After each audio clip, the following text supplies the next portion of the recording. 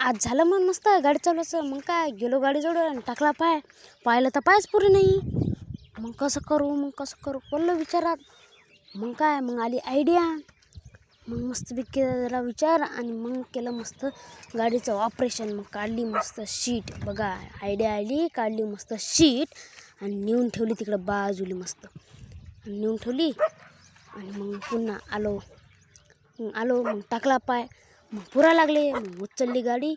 मग जमलं बा म्हणलं आता. मग केली मस्त चालू. मग क्लच दाबला, ॲक्सिलेटर दिलं, मग पाहिलं आणि मस्तपैकी जरा क्लच सोडत चाललो. बघा शिकलो मी आता गाडी. मग जमते का, शिकलो आता गाडी. मग असं चालवत नेली पुढे.